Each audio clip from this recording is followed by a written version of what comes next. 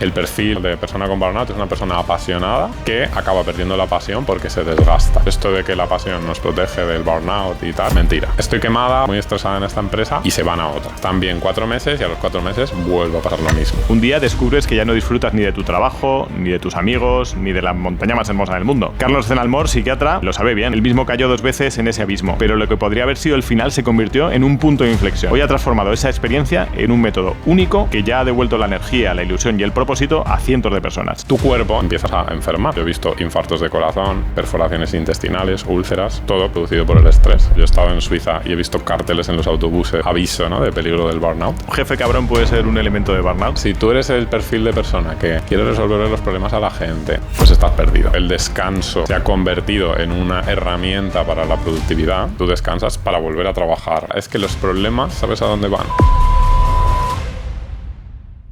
¿Qué es lo que siente una persona que tú has vivido el burnout, ese estrés excesivo, ese estrés laboral excesivo? ¿Qué síntomas tiene esa persona en el día a día? ¿Cómo lo puede saber alguien, tú que lo has vivido? Bueno, pues lo primero decirte que me encanta estar en un podcast que se llama Morir de éxito, porque precisamente el burnout tiene mucho que ver con esto, ¿no?, con perder la salud persiguiendo tu éxito profesional.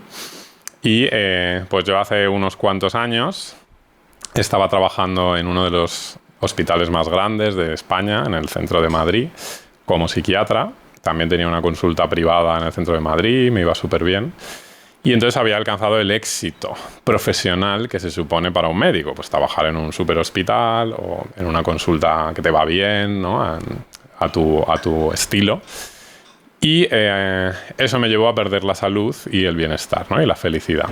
Entonces, eso fue para mí morir de éxito y eso es una buena definición de lo que es el burnout. Entonces, ¿qué sentía yo en ese momento? ¿Qué era el burnout, no? Y esto ya lo cuento pues para que los que nos escuchan se puedan sentir identificados y entiendan qué son los síntomas del burnout exactamente. Pues es que cuando tienes un exceso de estrés laboral y ese estrés laboral es sostenido en el tiempo, tu cuerpo empieza a reaccionar de una manera, empieza, digamos, a enfermar. De hecho, el burnout está incluido en la clasificación internacional de las enfermedades de la OMS, de la Organización Mundial de la Salud. O sea, que no es una cosa que nos acabamos de inventar, ya lleva años ahí. Y lo que yo empecé a sentir pues fue primero agotamiento físico.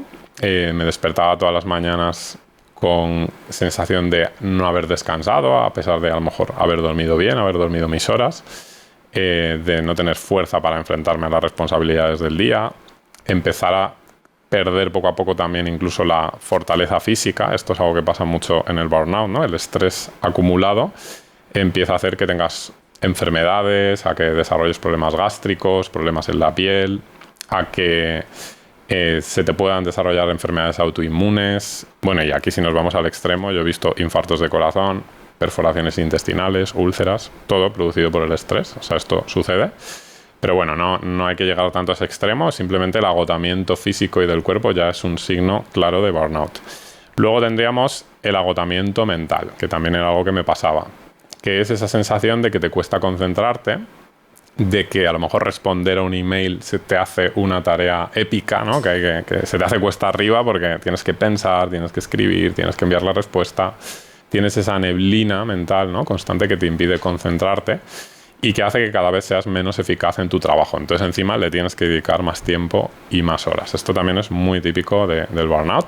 Y, por supuesto, esa sensación mental de estrés, de angustia, ¿no?, que puede llevar incluso a la ansiedad. Luego, otra cosa que me pasaba, que es como el síntoma más específico del burnout, es la desconexión emocional de mi trabajo. Y es que yo, bueno, pues como buen médico, tengo mucha vocación y, de hecho, siempre he peleado mucho por esa parte vocacional de la medicina y quería ayudar a mis pacientes y, de hecho, por eso me monté mi consulta privada porque sentía que en el sistema público pues no les podía atender como a mí me gustaba y tenía ilusión, tenía ganas, pero progresivamente esa ilusión y esas ganas por mis objetivos, por mis proyectos, se fue perdiendo, ¿no? Y empecé a sentirme vacío y a sentirme muy desorientado. Y esto es algo que le sucede mucho a las personas con burnout. Son personas que, ya lo digo, el perfil normal de persona con burnout es una persona apasionada por su trabajo, que acaba perdiendo la pasión porque se desgasta por el camino. Entonces, esto de que la pasión nos protege del burnout y tal, mentira, ¿vale? Eso es un mito falso, porque lo veo muchísimo en todas las personas a las que ahora ayudo con el tema del burnout. Y es lo que me pasó a mí.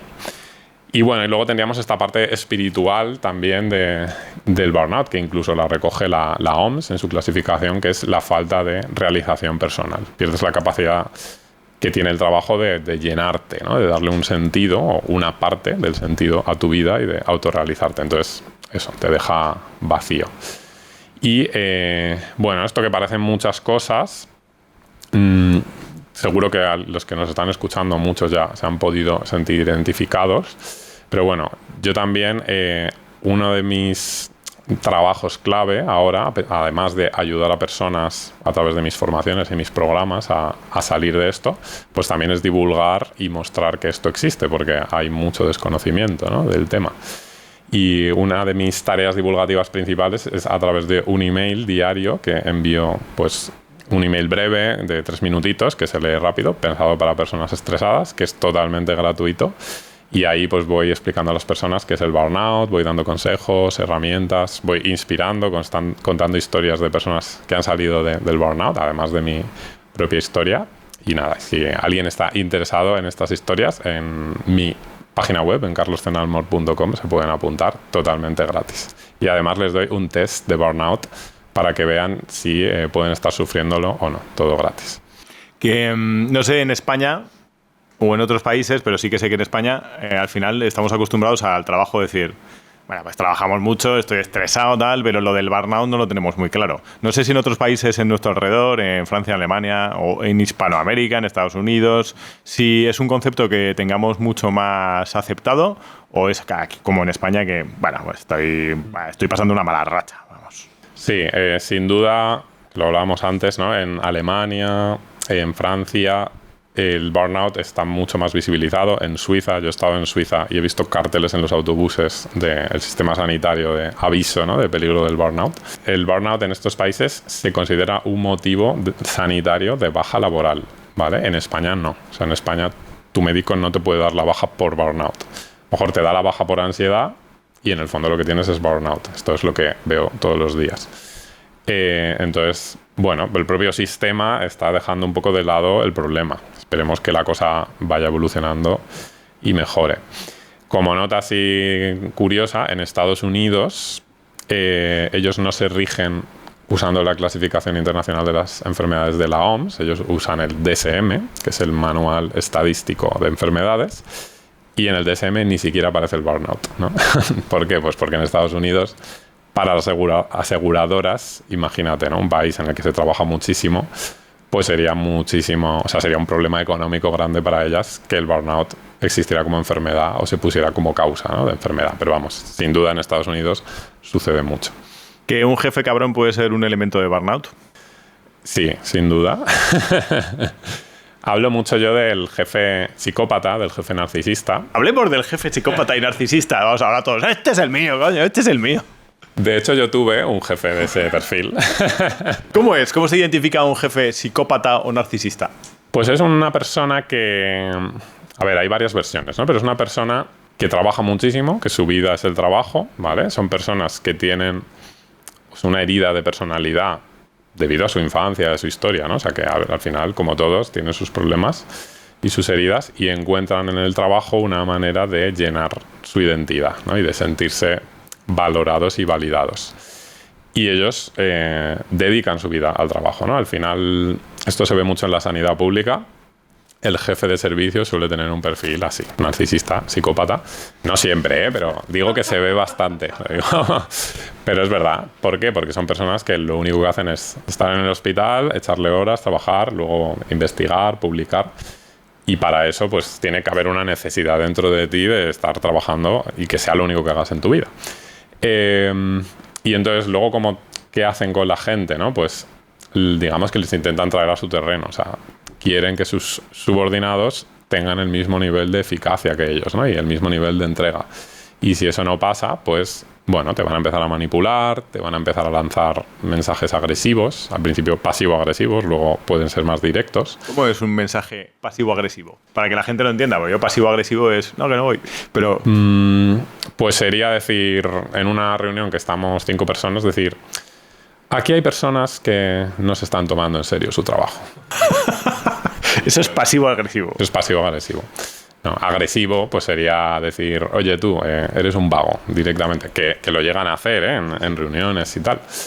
Y llega un punto en que estos perfiles tienen a un grupo de su equipo totalmente subyugados, ¿no? y cagados de miedo, entonces hacen todo lo que él dice, no le van a llevar nunca la contraria, y luego pues hay otro grupo que es el que se resiste un poco, que les acaban, digamos, acosando y eliminando de alguna manera, ¿no? O ellos lo más normal es que ellos acaben yendo del equipo. Esto es una dinámica súper frecuente en los trabajos. Vamos, yo te digo que la gente que tengo haciendo mi programa así más grande para el estrés laboral, muchos de ellos están teniendo este problema. Y no es nada fácil porque, claro, enfrentarte a eso conlleva que no te van a apoyar el resto porque el resto tiene miedo. Y bueno, tienes que ver cómo gestionarlo. Sí que hay una cosa que es verdad, que es que el perfil narcisista, si tú le plantas cara, a veces eso es lo que mejor funciona. Porque entonces él se da cuenta de que eres una persona que se valora y que le vas a dar problemas y entonces ahí sí que te puede dejar un poco en paz. Eso puede funcionar. Si eres autónomo, te voy a contar una cosa que seguramente te puede interesar. Te sonará esto del burnout que está comentando Carlos, de quemarse, de no encontrar nuevas oportunidades de negocio, de todos los problemas que tienes con clientes. Cada vez más las empresas, los bancos, las aseguradoras necesitan verificar tu actividad para darte acceso a crédito o simplemente a nuevas oportunidades de negocio. Con Informa, ahora puedes fácilmente darte de alta en su base de datos Yo Autónomo para verificar tu actividad por cuenta propia y ganar visibilidad en el mayor escaparate empresarial de España. Así obtienes tu número TUNS gratis, un identificador internacional que aporta más confianza y transparencia en tus relaciones comerciales y más oportunidades para crecer. Y lo mejor de todo, en un entorno 100% seguro y online, donde siempre tendrás control sobre tus datos. Entra en informa.es/yo autónomo y regístrate gratis para que tu negocio gane el reconocimiento que se merece. Te dejo un enlace para que puedas informarte un poquito más y consultar todos los detalles. ¿Cómo huele a perfil narcisista? O sea, ¿qué hedor puede llegar a echar un narcisista? Pues diría que es una persona que tú cuando lo escuchas hablar ya hay algo en ti que te chirría, ¿no? Que dices, esta persona yo la escucho hablar y me está seduciendo mucho. De repente cuenta cosas de sí misma que no vienen a cuento, ¿no? Yo me acuerdo...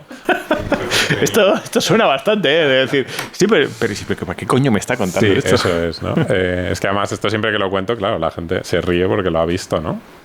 Yo me acuerdo... Mira, ahí te cuento una historia como más profunda. Un jefe que teníamos en aquella época, ¿no? En el hospital. Claro, entre psiquiatras. Estamos hablando entre psiquiatras. Claro, los psiquiatras... Claro, tú fíjate, ¿no? Yo era psiquiatra, yo acabé con muchísimo burnout. Mis compañeros de aquella época también, ¿no? Muchos con burnout y con problemas de salud mental más graves por el trabajo. ¿Qué pasa? Que ni siquiera a los propios psiquiatras se nos avisa de que el burnout existe y de que hay que trabajarlo, ¿no? O que hay que evitarlo. O sea, porque el propio colectivo médico es de los que están más quemados, al menos en España, ¿no? Y bueno, por eso para mí fue también tan difícil salir de ahí, porque no me habían dado herramientas para identificarlo en mí mismo, ¿no? Digamos que tuve que hacer mucho camino solo. Y bueno, entonces este jefe, ¿no? Me acuerdo que estábamos en una charla que nos estaba dando y era este perfil, ¿no? Que de repente contaba, pues me he traído mi moto de mi casa, ¿sabes? Como cosas que como a mí qué más me da, si has venido en moto o no, ¿no? Pero bueno, se estaba como vendiendo, ¿no? Inconscientemente. Y entonces nos dijo, mirad, hay 4 tipos de psiquiatras y tenéis que decidir en qué tipo queréis estar, ¿no? En qué grupo queréis estar. Por un lado están los psiquiatras que ya pasan de todo, o sea, que no quieren hacer nada. De hecho, sería el psiquiatra quemado que, digamos, cumple sus horas, incluso medio pasa del paciente y ya está. Luego está el psiquiatra que le interesa el dinero. Entonces ese psiquiatra pues va a crear su consulta privada y entonces va a ganar mucho dinero y se va a centrar solo en eso. Luego está el psiquiatra que le interesa el poder político. que es el que se va a intentar codear con la clase alta de la sociedad y con los políticos para ganar poder y tal, que yo no sabía que existía esa opción, ni siquiera. Y ya decías, bueno, a ver, el cuarto... Si encajo, a ver si encajo. Y el cuarto va y dice, es el psiquiatra que solo le interesa la fama en la comunidad científica. Y entonces publicar muchos artículos, ser reconocido y aportar desde ahí. Y ya está, no había más tipos, ¿no? Entonces, claro, todos los que estábamos ahí, que éramos jóvenes y idealistas, ¿no? Y queríamos ayudar a nuestros pacientes y ser médicos, ¿no? Pues esa opción no existía para él. Entonces, bueno, pues ese era un poco el perfil, para que te hagas una idea, ¿no? De cómo veía este hombre el mundo y la fauna que te encuentras, ¿no? A veces. Estoy pensando ahora que he tenido unos cuantos... Yo he sido siempre autónomo y demás, pero he tenido jefes. También he tenido jefes y he trabajado para otros. Y en Barcelona tuve un par de jefes narcisistas importantes, que te contaba cuántas abdominales hacía con 50 años y ese tipo de cosas. Ese tipo de cosas, ¿no? O sea, bueno, al final el sistema laboral y el sistema cultural en el que estamos, que es un sistema que premia y valora muchísimo la hiperproductividad, ¿no? Es un sistema en el que, por ejemplo, el descanso se ha convertido en una herramienta para la productividad, ¿no? Se ha esclavizado el trabajo. Tú ya no descansas, no sé, para ser feliz y para vivir. Tú descansas para volver a trabajar bien, ¿no? Y esto lo dicen incluso muchos gurús del desarrollo personal de Estados Unidos y tal, ¿no? Lo dicen así, ¿no? El descanso. Entonces, claro, este sistema... que ahora podemos hablar del descanso, que es un temazo, pero bueno, premia mucho a la gente que se pone como foco solo el trabajo y solo el éxito y solo el brillar, y les va a valorar mucho. Entonces en las empresas son los que ascienden más, y de hecho si eres capaz de pisar a tus compañeros y hacer jugarretas, pues te premian más, ¿no? Es mejor, y al final, pues claro, por eso pueden llegar más altos, ¿no? En política, por cierto, pasa eso. Que hablemos del descanso. Uh-huh. Es tan importante porque al final lo que nos están transmitiendo siempre es lo que dices. Tenemos que descansar muy bien para ser productivos pero el descanso per se, para ser feliz, ¿dónde se ha quedado? Exacto, ¿no? De hecho, yo digo una cosa, que es que el descanso empieza cuando ya has descansado, ¿no? O sea, ahí cuando ya te has recuperado del trabajo, ahí empiezas a vivir, ¿no? O sea, yo, por ejemplo, que... Bueno, lo has dejado caer. Yo vivo en los Pirineos, ¿no? Aunque soy de Madrid y toda esta historia, pero luego me mudé a vivir a un vallecillo de los Pirineos, al Valle de Benasque. Un vallezaco. Un vallezaco.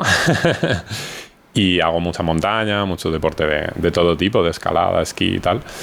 Entonces, claro, yo para irme a esquiar, a hacer una travesía de esquí a las 7 de la mañana, no puedo haber estado trabajando hasta las 10 el día anterior. Es que tengo que estar descansado ya, ¿no? Entonces el descanso de vivir empieza cuando tu cuerpo está bien, cuando estás siendo capaz de cuidar tu cuerpo de manera equilibrada a lo largo de la semana, ¿no?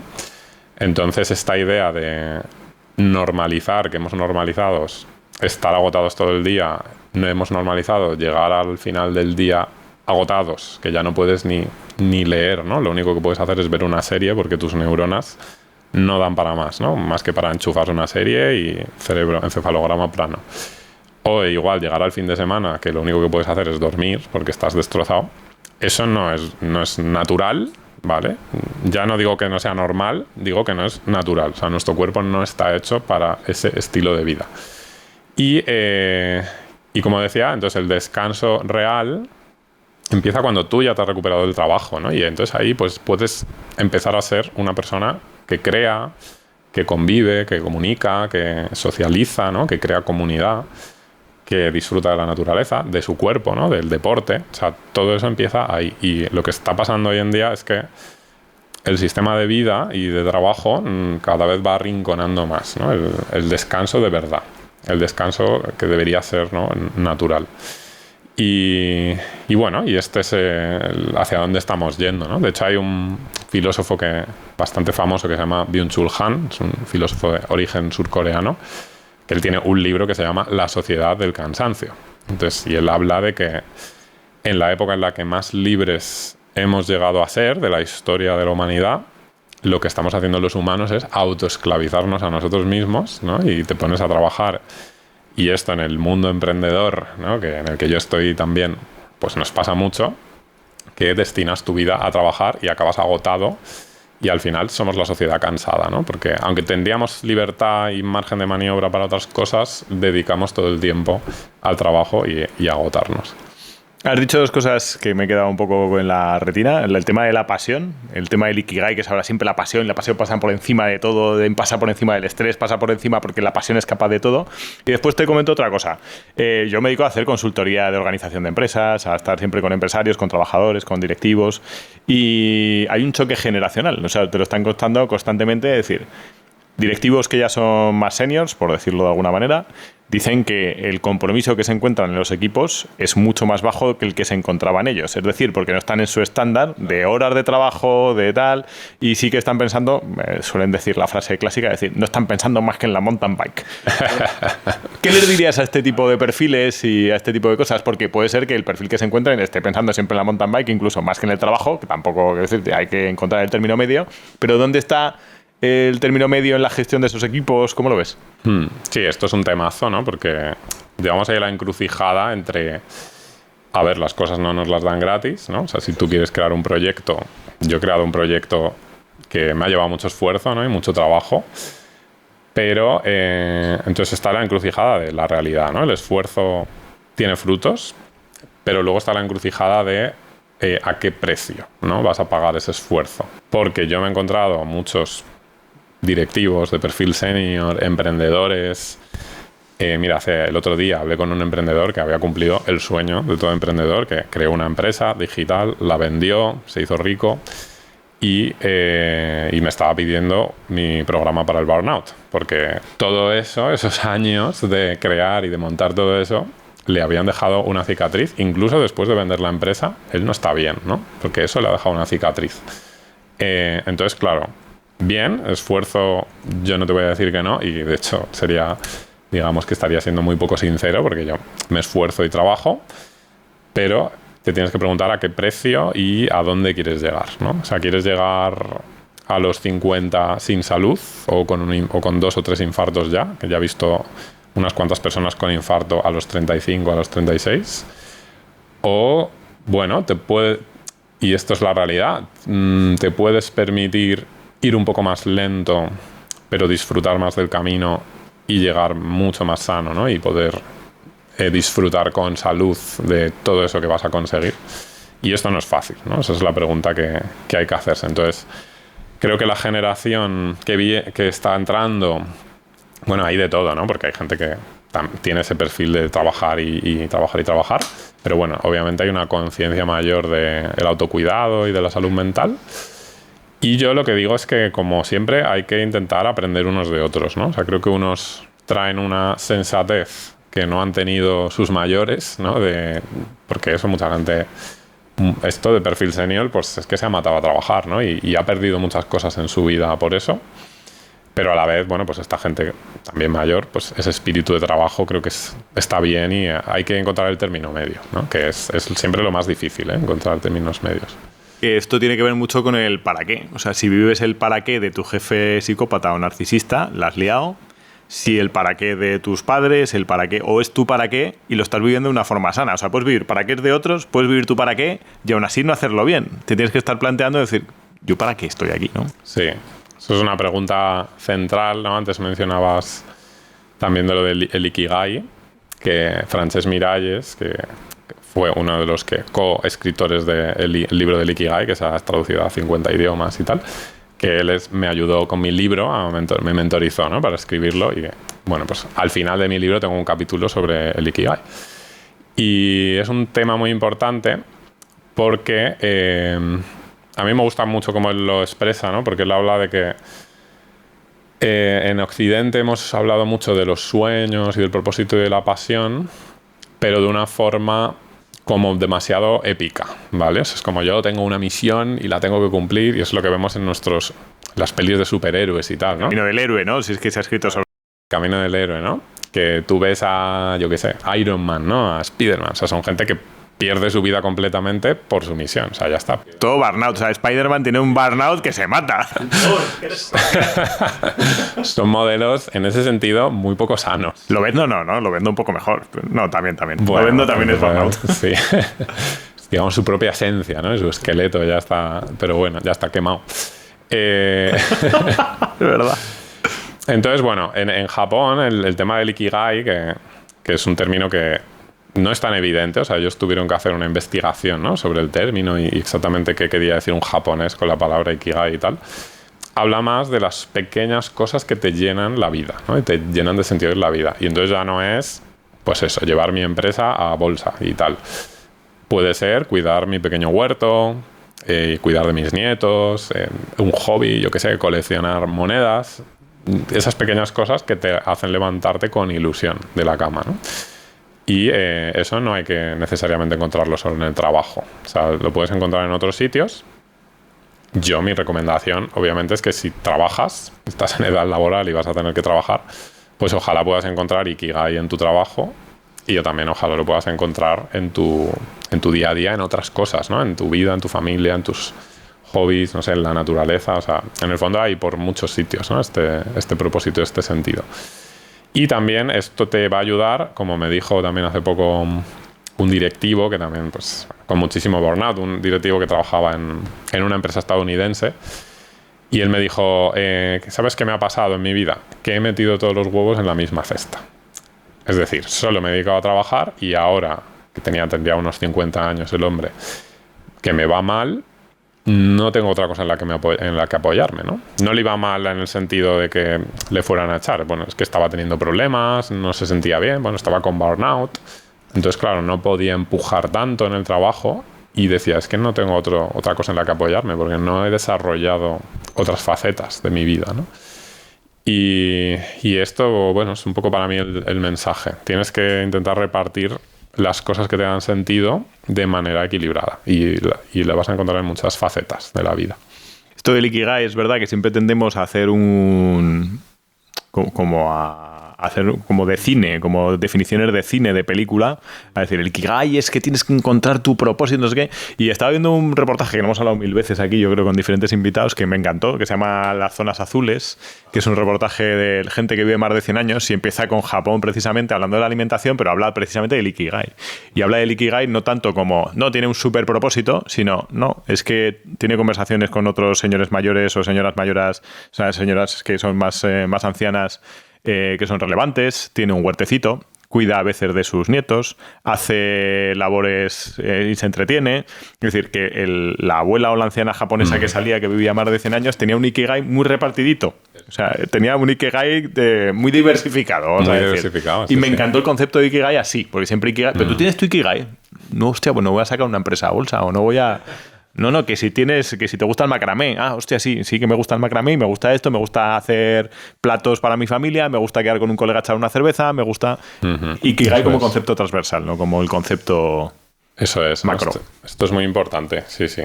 Porque además el perfil de persona con burnout, ¿no? O sea, el perfil de persona que se quema a base de acumular estrés y estrés laboral, suelen ser personas muy apasionadas y personas, además, responsables, buenas, perfeccionistas, ¿no? O sea, gente que quiere hacer bien las cosas, quiere hacer bien su trabajo. O sea, el perfil este que te decía psicópata tal, que obviamente también puede tener burnout, ¿no? El perfil lobo de Wall Street, ese no es el perfil típico que acaba quemado. O sea, el perfil típico es más la buena gente, ¿no? O sea, la gente que se toma en serio su trabajo, pero que es apasionada y que le pone mucho sentido a su trabajo, pero al final, pues claro, de tanto darse, de tanto querer hacer bien las cosas, se acaba quemando. Entonces es importante que esa gente aprenda a repartir un poco, ¿no?, la energía de lo que pone en su vida y dónde pone el sentido de las cosas. Que esto es jodido, porque una persona responsable, decirle a una persona responsable que deje un poco mochilas, no que deje de ser responsable, pero que deje de llevar mochilas ajenas del jefe, de su pareja, de sus amigos, de sus familiares. ¿Cómo se le dice a una persona? Porque el responsable acaba con estrés. Exacto. Esto el otro día, justo en el email diario que envío, es que de vez en cuando la gente me responde cosas, ¿no? Y me cuenta un poco sus anécdotas. Y una muy buena que me dijo una persona que pues trabaja en una empresa y bueno, X, ¿no? Y entonces ella me decía, es que los problemas, ¿sabes a dónde van? A dónde se resuelven. Y decía, ¿y quién resuelve los problemas? Yo. Y es que eso es así, 100%, ¿no? O sea, si tú eres el perfil de persona que quiere resolver los problemas a la gente, que encima no está tranquila si ve que hay algo que no se va a resolver, que aunque no sea tu responsabilidad, vas a saltar y te lo vas a llevar para hacerlo tú. Pues estás perdido, porque la gente se va a dar cuenta de que eso es así y todo te va a acabar viniendo. Y entonces la bola cada vez va a ser más grande, ¿no? Y esto explica también porque hay gente que... Una conclusión a la que lleva mucha gente es como, estoy quemada o estoy muy estresada en esta empresa porque no me gusta este sitio, porque este no es mi lugar.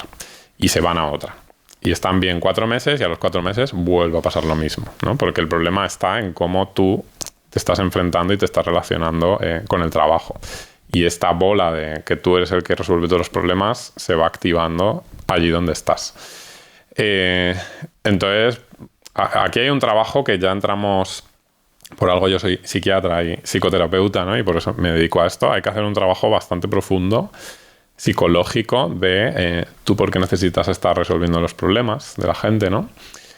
¿Cómo gestionas, por ejemplo, la culpa que te genera cuando alguien tiene un problema y tú te tienes que callar y no dices nada? Y decides callarte. Esa culpa a muchísima gente le mata y es la que hace que no, venga, yo te ayudo. Y entonces pues acabas mal y acabas quemado. ¿Pero eso cómo se trabaja? Se trabaja. Ahí ya, para eso ya me tendrías que pagar. Encantado, estaría encantado. Ahí va mi fajo. Sí, pero hostia, la culpa y la responsabilidad, o sea, es tener el clásico no, es mejor tener responsabilidad que culpa y tal, pero sí, pero estás en la faena y la culpa, ¿cómo se detecta que estás siendo culpable y no estás siendo responsable? O sea, esto se trabaja, ¿no? El problema es que es difícil que lo podamos trabajar aquí, que yo te lo diga o que alguien de nuestra audiencia, por algo que yo diga, vaya, lo vaya a poder trabajar, porque es verdad que requiere como un trabajo más constante, más fino. Aquí hay temas de heridas personales, ¿no? Del pasado. Entonces, claro, hay que hacer... Sí, que es poliédrico el problema, que no es una cuestión de decir, no, el bálsamo de Ferabrás es este y tú tranquilo que vamos a dejar de tener culpa y tal. Lo que sí que está claro es que, por lo que dices, al lado de un responsable siempre hay un irresponsable. Siempre hay alguien que está deseando que se lo solucionen, que... Entonces hay que activar el detector de irresponsables a tu alrededor. Si tú notas que tienes burnout, lo primero que habría que identificar también es la gente que tienes alrededor.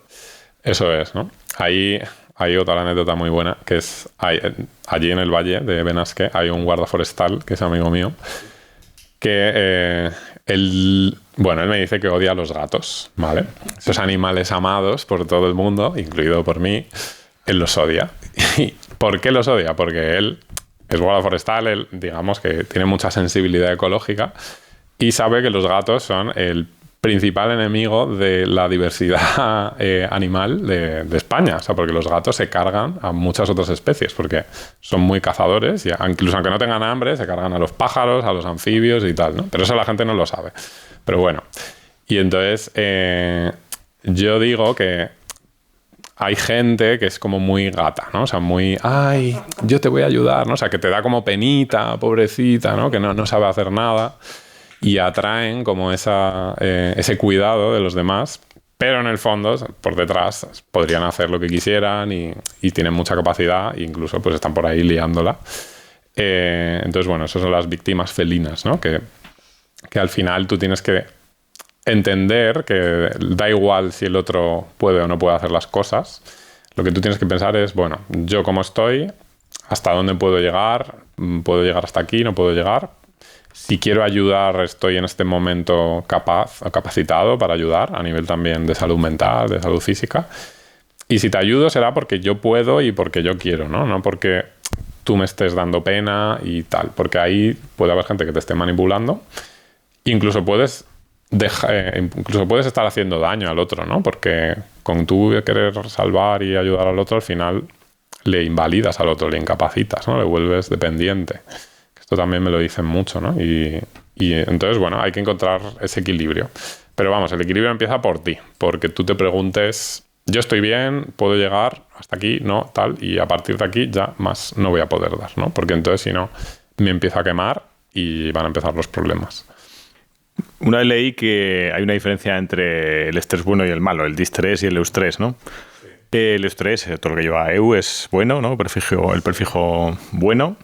Pero ¿cuál es la diferencia entre un estrés normal y que es positivo y un estrés que puede acabar en burnout? ¿Te está gustando este podcast? Pues suscríbete y así nos ayudas a que sigamos dándole caña con más entrevistados, más anécdotas, más historias. Y si te está gustando especialmente esta temática sobre mentalidad y desarrollo personal, tienes abajo listas de reproducción para seguir viendo contenidos de esta temática. Dale caña, suscríbete. Claro, el estrés normal es el que fisiológicamente necesitamos cada día para que nuestro cuerpo funcione y se active. Entonces, necesitas cada día un poquito de reto, un poquito de, pues eso, de reto, de esfuerzo en el trabajo, algo que te rete un poco. También, por ejemplo, el deporte, ¿no? Es una manera de estrés sano, ¿no? De eustrés. Y eso luego te fortalece físicamente. ¿Qué pasa? Que el estrés sano es un poquito cada día.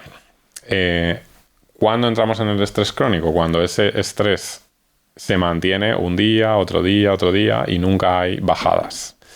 Y entonces nuestro cuerpo no está preparado para estar viviendo estresado de forma constante. Pero te hablo que si estás 2 o 3 días estresado, ya te estás yendo al lado oscuro.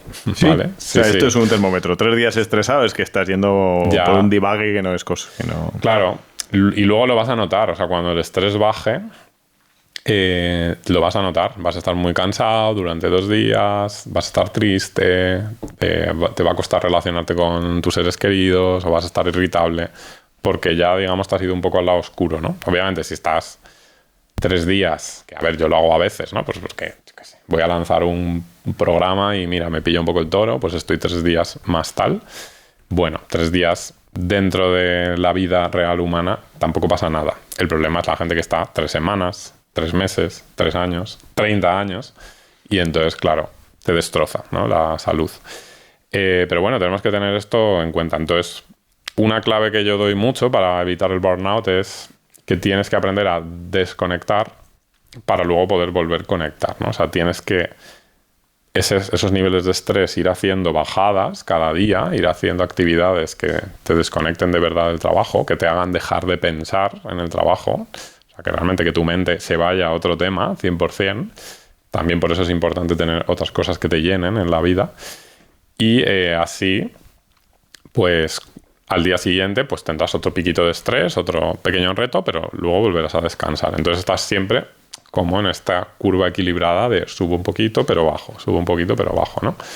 Y luego, pues el fin de semana, si puedes ya descansas mejor y tus vacaciones del año, pues cuanto más desconectes mejor, ¿no? Pero es como un baile. Tenemos que estar siempre como en ese baile de activación y desactivación. Porque, mira, y otra cosa que no hemos dicho del descanso antes, en esas bajadas de estrés no es solo que tú estés sin hacer nada, ¿no? El descanso lo asociamos con algo inútil, de no hago nada. Pero es que cuando tú descansas y cuando estás relajado y cuando estás durmiendo bien, tu cuerpo se está regenerando, o sea, se está activando una parte de nuestro sistema nervioso central y de nuestro sistema nervioso periférico, ¿no? O sea, bueno, de todo nuestro cuerpo, que su objetivo es reparar las células, ¿no? Reparar el cuerpo. Y entonces, si no tienes ese descanso, digamos que estás usando tu coche sin pasarlo por el taller en ningún momento. Y entonces va a llegar a un punto, pues eso, que burnout, que te rompes, ¿no?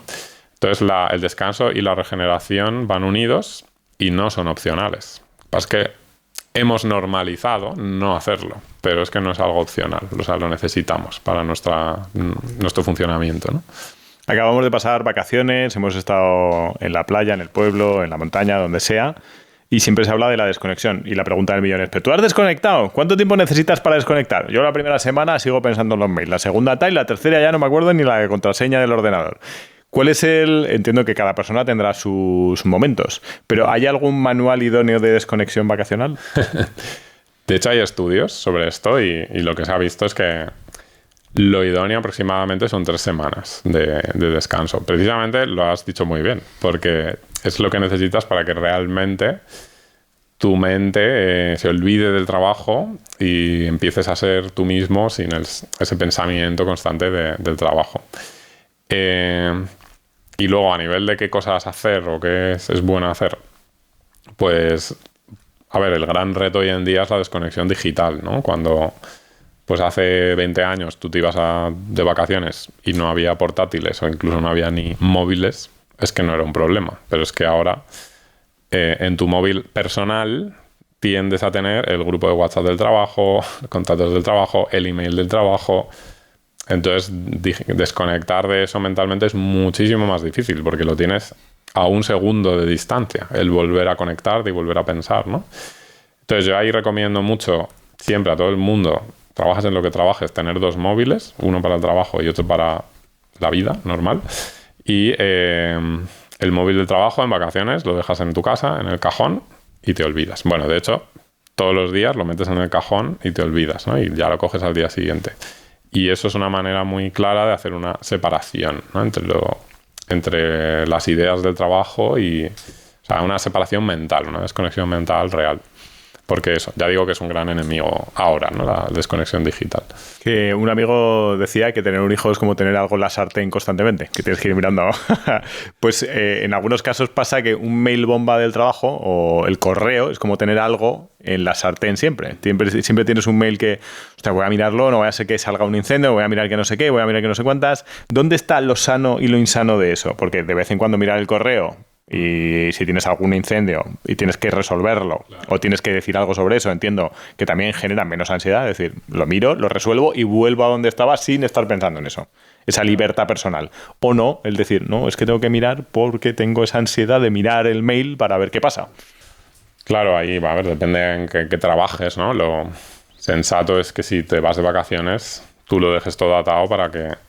O que si hubiera un incendio, como dices, que haya alguien que te llame, ¿no? Que alguien que tenga tu teléfono personal, que te llame, ¿no? Que tú no tengas que estar activamente mirándolo, porque ya eso te desgasta. O sea, si hay algo que tú pretendes desconectar, pero que depende de que tú activamente estés teniendo la iniciativa de mirar cosas, ya no estás desconectando. O sea, ya hay algo ahí en tu inconsciente. Entonces, mucho mejor es que tú tengas la seguridad de que si algo pasa te van a llamar. Y entonces ya puedes de verdad soltar, ¿no? Un poco las riendas. Claro, es que esto tiene mucho que ver con otra faceta de la personalidad. Antes hemos hablado de ese rasgo que yo llamo el rasgo salvador, ¿no? Las personas que quieren resolver los problemas a todo el mundo, que yo he sido muy, muy salvador, ¿no? Y también por eso hablo de eso, como buen médico. Pero luego hay otro rasgo que es el rasgo perfeccionista y controlador, que es otro de los rasgos de personalidad que requieren un trabajo fino y que llevan mucho a las personas al burnout, ¿no? Entonces, claro, muchas veces hay gente que es que no es capaz de soltar y de delegar porque es que le cuesta, o sea, le genera mucha angustia, incluso mucha sensación de culpa también, soltar las riendas y soltar el control, ¿no? Y dejar que las cosas funcionen como tienen que funcionar. Incluso dejar que la gente cometa errores, ¿no? Yo que ya tengo un equipo... Joder, pues el aprendizaje de decir, es que esto yo lo hacía antes y lo hacía muy bien y ahora se lo tengo que delegar a alguien que no lo va a hacer tan bien, ¿no? O al menos al principio, ¿no? A lo mejor luego lo hace mejor que tú, pero tienes que asumir que va a cometer errores. Y yo he perdido dinero, errores ¿no? En tema, por ejemplo, de ventas, pues cuando delegué esa parte y dije, es que esto es lo que tiene que ser. O sea, si no lo delego, entonces yo nunca voy a poder hacer otras cosas, ¿no? No voy a poder soltar o no voy a poder descansar. Entonces, bueno, está todo ese proceso de superar también esa angustia, bajar ahí, dejar fluir un poquito la emoción y permitir que la vida suceda y así permitirte crecer también, ¿no? Porque si no, nunca vas a poder crecer. Entonces, bueno, pues está todo relacionado al final. También esa necesidad de control hay que soltarla. Mira, eso que decías de dejar fluir la emoción, o sea, al final hay que observar la emoción que tienes, ¿no? Hay que intentar hacer un poco de espectador y no estar siempre ahí con esa ansiedad que sientes como que una conexión absoluta entre cabeza y cuerpo. Hay que intentar ser espectador de lo que sucede, ¿no? Y tampoco sufrir especialmente. Eso es clave. Se dice mucho más fácil, ¿no? De lo que se hace. Sí, eso te iba a decir. Y eso es una clave muy importante para esta gestión del burnout y demás.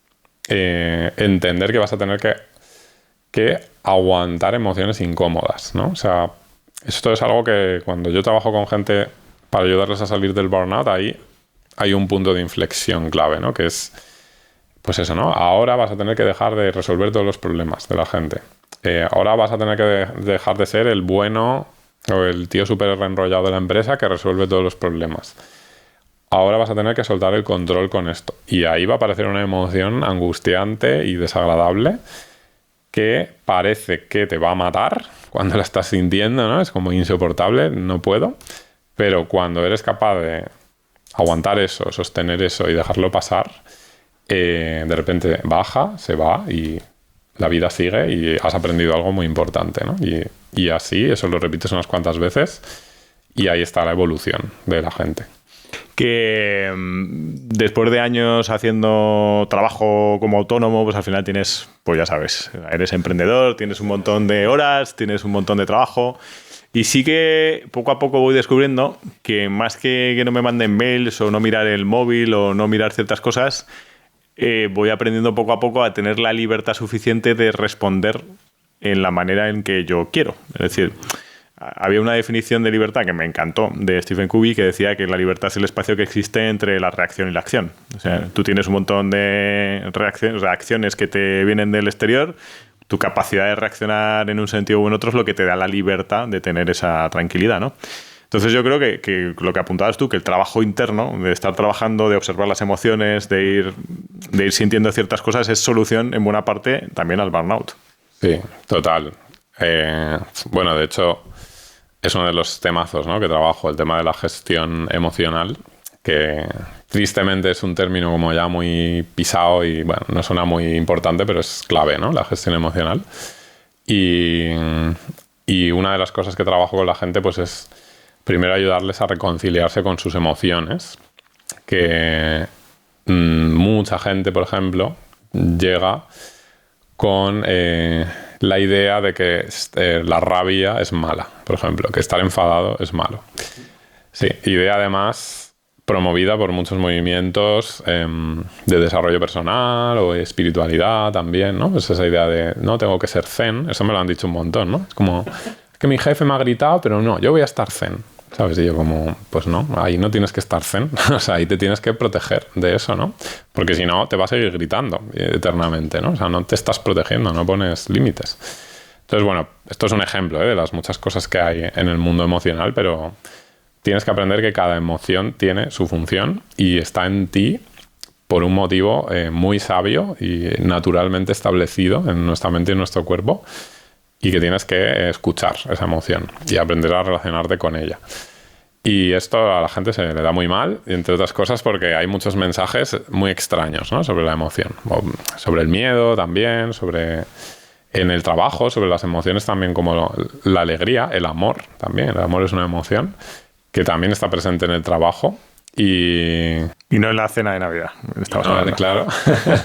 Y la gente, ¿no? Pues muchas veces eso, hay ambientes laborales que es como todo el mundo tiene que estar serio, esto es una cosa seria. Es como, es que te estás perdiendo emociones que potenciarían mucho la eficacia de tu trabajo, ¿no? Y el disfrute de la gente. Y que reducen mucho el estrés también. ¿Que la rabia sirve para poner límites? Claro, la rabia es el motor de la puesta de límites, ¿no? ¿Sí? O sea, sí. O sea, si alguien, digamos, te hace algo o dice algo que a ti te enfada, te está en tu cuerpo de forma irracional, inconsciente, o sea, a través de la intuición, te está señalando que ahí hay algo que es dañino para ti, ¿no? Lo notas en el cuerpo, ¿no? O sea, lo notas, la rabia la notas que dices, lo cogería y le cogería el cuello y se lo partiría, pero como soy un humano... Claro. Entonces ahí llega...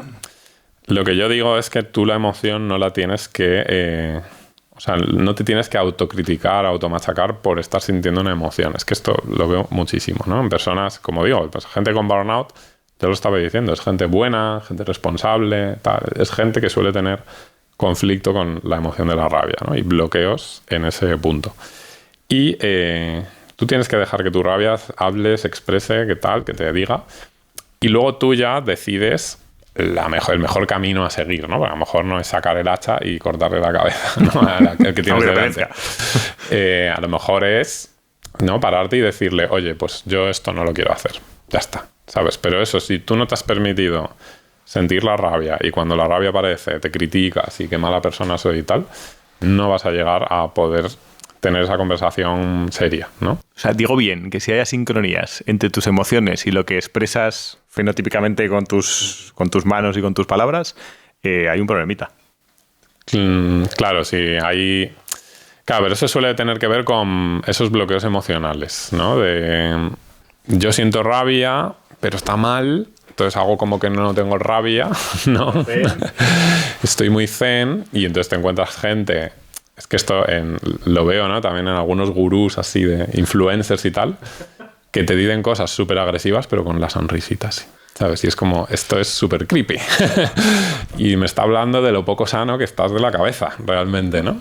Esto es que se pasa mucho. Entonces, bueno, pues hay que tener cuidado con esto, ¿no? O sea, creo que en general nos tenemos que fiar más de nuestro cuerpo y de nuestras emociones. Y el burnout tiene mucho que ver con esto, ¿no? Porque al final es que en vez de fiarnos de nuestras sensaciones, ¿no? O sea, si tú estás cansado, a lo mejor es porque estás cansado y necesitas descansar, ¿no? En vez de fiarte, lo que haces es, no, es que me critico, es que estoy cansado, es que soy un debilucho, es que debería aguantar más, es que mira, y me autotransmito todos esos mensajes agresivos y dañinos que también la cultura nos ha ido entregando, ¿no?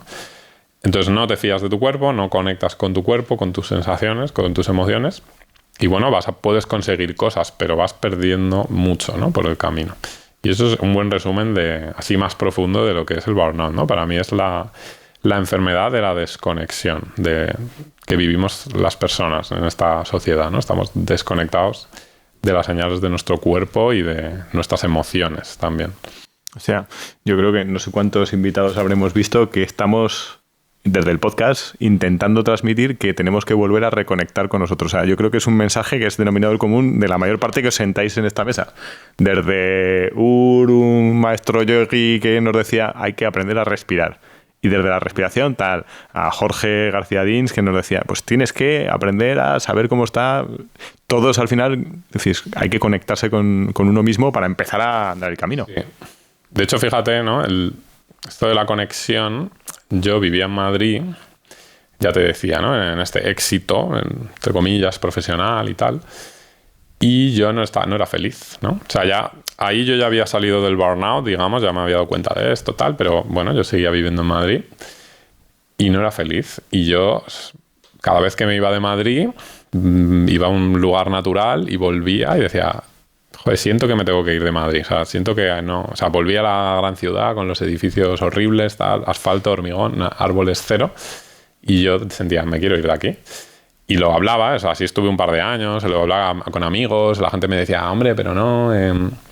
tienes que ver el lado positivo de las cosas, tal, bueno, no, pues no seas caprichoso. Bueno, mensajes que al final lo que te están diciendo es, no te fíes de tus sensaciones. O sea, tus sensaciones te dicen que te vayas de Madrid...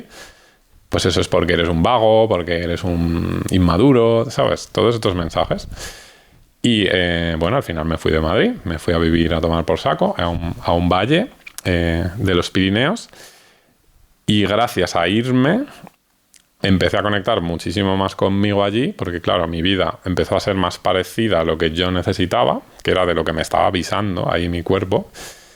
Y gracias a eso, pues por ejemplo, a nivel laboral, pude crear un proyecto muchísimo mejor, más potente, de ayudar a muchísima más gente, ¿no? Y también mucho mejor para mí también a nivel de negocio, económico y demás, y dedicando menos tiempo y menos energía. Pero eso fue gracias a poder irme y a darme ese espacio, ¿no? De conectar conmigo y de preguntarme qué quiero yo, de verdad. Entonces, eso yo creo que le está pasando a mucha gente, que no se permite escucharse, conectar, ¿no? Porque tenemos muchos... mensajes internos, ese guión interno, ¿no? De no, tú el papel que tienes que interpretar en la vida es este. Y no te permites ser quien podrías ser, ¿no? O quien tú realmente quieres ser. Que bueno, eso no es necesariamente te va a llevar a ser rico y todas estas cosas, ¿no? Que también se venden mucho. Pero al menos te va a llevar a ser más feliz, a estar más sano y más equilibrado, que ya... Que no es poco, que parece que es a donde queremos... ¿Cómo tiene que ser el quinto psiquiatra? El jefe te decía que había 4 psiquiatras, pero ¿cómo tiene que ser el quinto psiquiatra? Nunca me habían hecho esa pregunta. Esto pasa mucho. Yo creo que el quinto psiquiatra... Para mí la clave es que el quinto psiquiatra sea el psiquiatra que se pregunta, ¿yo qué psiquiatra quiero ser, ¿no? Y que sea auténtico, que sea honesto consigo mismo. Que puede tener ingredientes de esos otros psiquiatras, pero no sé, que nadie te diga, ¿no? El tipo de psiquiatra que quieres ser. Si tú quieres ser un psiquiatra investigador científico, oye, pues fabuloso, ¿no? Le vas a dar al mundo un gran regalo, siendo lo que tú quieres ser. Pero, cosa que pasaba mucho en mi hospital, si tú no quieres ser ese psiquiatra, no te fuerces a serlo, ¿no? Porque había muchos compañeros que estaban ahí, y publicaciones científicas, artículos, no sé qué, pero es que eso no les gustaba. Pero lo hacían por la presión, ¿no? De tener que hacerlo. Entonces estaban amargados. Y luego yo personalmente, en esa lista, creo que faltaba el psiquiatra, no sé, el psiquiatra clínico, ¿no? El psiquiatra que quiere ayudar a las personas a vivir mejor, a salir de la enfermedad, o incluso más a tener salud, ¿no? A ganar salud. Que yo era un poco con el que me identificaba. Pero bueno, me parece, eso es más con el que yo me identifico, pero creo que lo importante es eso, ¿no? Es tú qué quieres ser tú y quién quieres ser tú. Esa es la gran pregunta. ¿Se puede salir del burnout sin dejar el curro, sin dejar el trabajo? Sí. De hecho, de la gente a la que yo ayudo a salir del burnout, el 10% como mucho cambian de trabajo, como mucho, ¿vale? Es más cambiar tu relación con el trabajo y todas estas cosas que hemos estado hablando, tu personalidad, como tu identidad, tu ikigai, lo que te da sentido, cambiar un poco de chip, ¿no? Y todo este proceso, si tú lo vas haciendo y vas transformándote en ese sentido, muchas veces te encuentras con que no necesitas cambiar de trabajo porque donde estabas lo puedes vivir de otra manera. Ahora, pues eso, hay un 10% de gente que vive en un entorno de trabajo demasiado tóxico o que se da cuenta que estaba haciendo algo que no quería hacer y que lo ha ido arrastrando. Bueno, pues esa gente sí, ¿no? Pero no es necesario. Y ya te digo lo que he dicho antes, si cambias de trabajo sin haberte trabajado a nivel interno, vas a repetir el patrón. Hablabas de entornos tóxicos. ¿En qué medida los compañeros son importantes en la existencia del burnout o no? Mucho, claro, porque todo este tema de las relaciones en el ámbito del trabajo es clave. Hemos hablado de las relaciones hacia los superiores, ¿no? Con el jefe y tal, pero las relaciones horizontales son claves, ¿no? Porque al final es como tu tribu, ¿no? Tus compañeros, tus hermanos. Y lo que vivas con ellos va a influir mucho en tus niveles de estrés. De hecho, esto es una cosa neurocientífica puramente. Uno de los elementos que más nos ayuda a reducir el estrés son las relaciones personales sanas, ¿no? De hecho, la famosa hormona de la oxitocina, que es la hormona del contacto, del vínculo, es una de las únicas hormonas que puede romper el ciclo el eje del estrés, ¿no? Reducir las hormonas del estrés. Entonces, bueno, tener compañeros en los que te puedes apoyar, de los que te puedes fiar, que hay realmente seguridad con ellos, te va a ayudar muchísimo, ¿no? A mantener el estrés más a raya.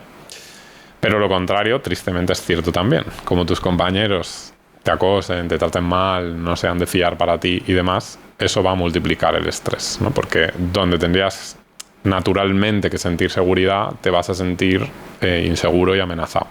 Entonces eso, estar, por ejemplo, en una empresa, en un ambiente que hay ese tipo de toxicidad, si ves que tú no lo vas a poder resolver, puede ser una buena idea irse de ahí, ¿no? Porque es que por muy bien que tú hagas las cosas, no sé si te va a merecer la pena. ¿Cuáles son los indicadores de un ambiente tóxico en el trabajo? Pues yo creo que el exceso de competitividad, la competitividad insana, creo que la competitividad tiene una parte muy sana, de que, bueno, pues somos colegas y venga a ver quién llega más lejos, ¿no? Y, o sea, podemos tratarnos bien y valorarnos y competir. Pero luego está la competitividad insana, que ya es yo quiero pasar por encima de ti a cualquier precio e incluso te voy a traicionar para ser más competitivo que tú. Entonces ahí ya tenemos problemas, ¿no? Entonces esta competitividad insana,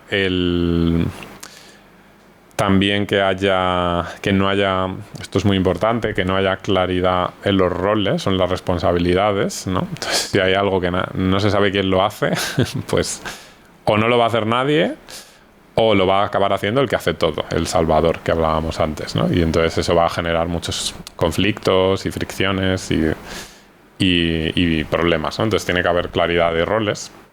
También tiene que haber creo que una serie de normas claras en cuanto a lo que se espera allí, lo que no se espera, ¿no? Esto pasa mucho y pasa con clientes también, ¿no? Si tú tienes clientes y ellos no tienen claro lo que tienen que hacer, lo que tú esperas de ellos, ¿no? Para poder darles el servicio, ni tampoco tienen claro lo que tú vas a hacer por ellos, el servicio que les vas a dar, eso psicológicamente es un desastre, porque se genera mucha inquietud y mucha desorientación, y la persona pues no sabe qué pedir, qué no pedir, qué está bien, qué está mal, ¿no? Y pues eso también genera conflicto y genera estrés, ¿no? De hecho pasa mucho que hay o a mí me ha pasado, ¿no? Con proveedores que me han dejado súper claro lo que iban a hacer, y entonces tú ya sabes qué expectativas tener, lo que quieres, o sea, lo que esperas, y entonces luego la satisfacción con el servicio pues mucho más alta, porque es como me ha dicho lo que iba a hacer y lo ha hecho, pues fenomenal, ¿no? Y luego hay gente que a lo mejor hace más, pero como todo ha sido un caos y tú no sabías lo que iba a hacer, lo que no, lo que le podías decir o lo que no, luego tu sensación es como de que no ha sido una buena experiencia. Entonces, bueno, pues todo esto son elementos psicológicos que están en juego en los entornos laborales y que no se habla mucho de ellos, pero que son clave. Que haciendo entrevistas a trabajadores, operarios, directivos, cuadros medios durante 16 años, la respuesta común que me suelen dar sobre la definición del rol y demás es que el trabajador no sabe qué expectativas tiene el jefe sobre él. O sea, están reclamando siempre saber qué expectativas... No, es que yo no sé qué esperan de mí. Claro. O sea, se queja casi el 90% de lo mismo la gente. Eso es clave, sí, sí. Y en cuanto a la definición de roles también, es decir, necesito un rol y demás, pero es verdad que con el tiempo te vas dando cuenta que es verdad que los trabajos van modificándose. O sea, el puesto de trabajo actual lo definen los clientes. Es decir, si se cambia un cliente, cambia el puesto de trabajo. Pero claro, tiene que haber un liderazgo que sea capaz de ir determinando el rol de forma dinámica. Es decir, no, pues esto, perdona, resuelvo el conflicto, te toca a ti o te toca a ti y tal, pero no puede quedar en un limbo el rol. No puede quedar en un limbo. Mira, esto tuve una paciente también con burnout, abogada, que estaba en una empresa, es que no me acuerdo cómo se llama el término, una empresa que no hay jerarquía, es que era otro nombre, como jerarquía plana, digamos. Sí, una jerarquía plana, o sea, no había jefes, sí. Había un nombre, pero es que no me acuerdo. Pero bueno, tal cual, o sea, que suena raro, pero que existen y pues estaban muy comprometidos con esto, ¿no? Con no, aquí no hay jerarquía, tal.